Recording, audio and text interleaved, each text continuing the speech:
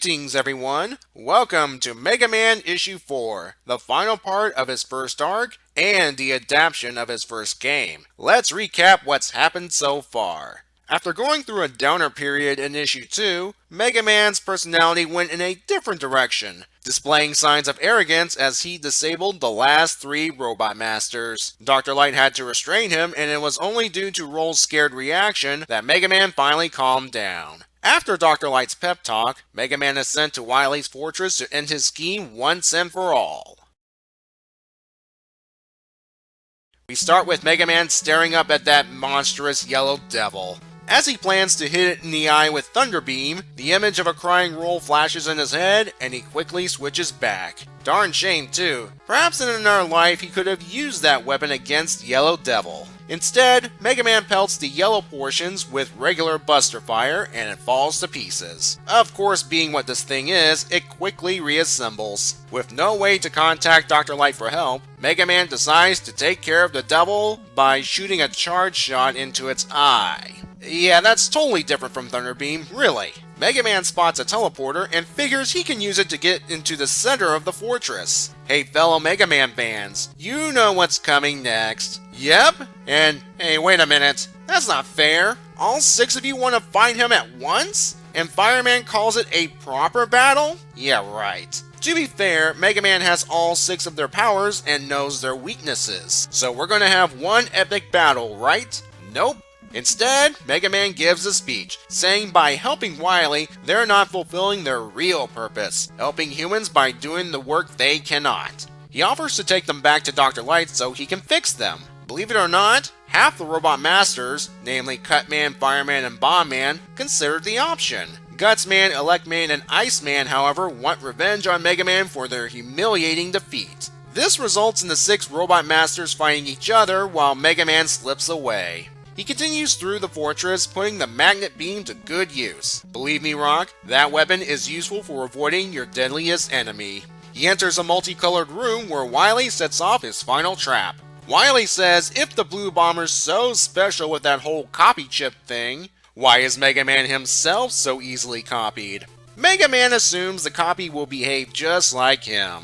Well, Rock, based on the red eyes, psychotic smile, and the fact he's attacking you, we can assume no. Switching weapons doesn't help as Copy Robot also has the powers. Fortunately, Copy Robot does not have Magnet Beam and Mega Man uses it to get out of range. Good thing too, because that's when the 6 Robot Masters bust in and annihilate the Copy Bot. Apparently that's all it takes to rid themselves of the Destroy Mega Man command.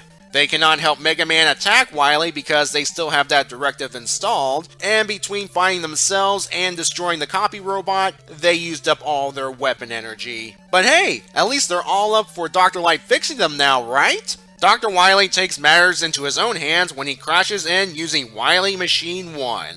During the fight, Wily gives the old reason you suck speech to Rock.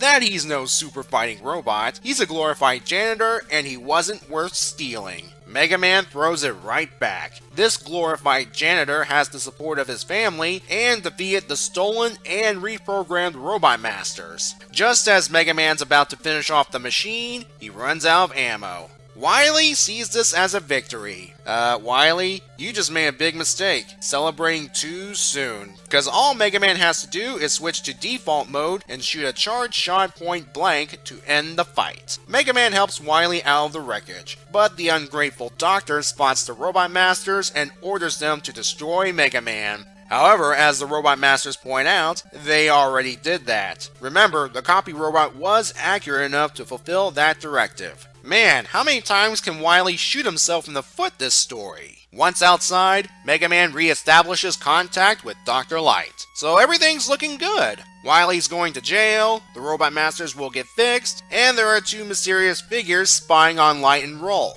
Wait a minute, that last one's not so good. Yeah, it turns out Wily activated 2 more robots ahead of time and they have their own plans, setting the stage for the next issue. Before reading this issue, I didn't know what to expect, given the amount of obstacles involved in the first Wily Fortress, but overall, I think it did a decent job.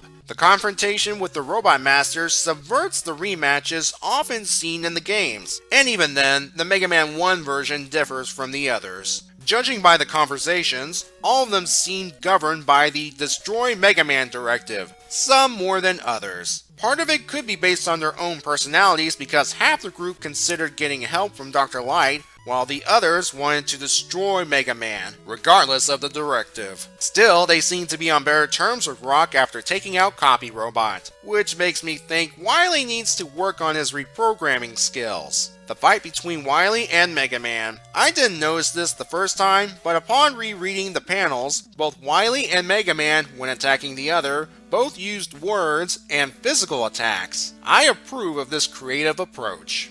The Firestorm gets a little more focused seeing how it's the weakness to the machine's first form. The second form's weakness varies, often between Thunderbeam and Rolling Cutter. Some other random bits I enjoy include extensive use of the Magnet Beam, how the Copy Robot fight remained true to its game counterpart, and Mega Man winning the day without resorting to the two emotional extremes we saw throughout the arc. Spaz's art is impressive, though if I were to make a suggestion, please fix Mega Man's crotch area. I don't think I need to elaborate. I'm giving this issue an 8. It's a good conclusion to the first story arc, and it keeps the spirit of the first game while adding some new elements. I mean, the first game's story was already simple, plus Mega Man didn't even haul Wily to jail, as far as we know. At least this issue is addressed in the comics. You might have noticed a certain underwater section was omitted from the story. Oh well, I would have loved to see that in comic format. Anyway, while the day is saved for now, Wily has a backup plan in place thanks to these two robots. Who are they, and what's the plan? That's something that'll hopefully be answered next time. Until then, have a good day, and be safe.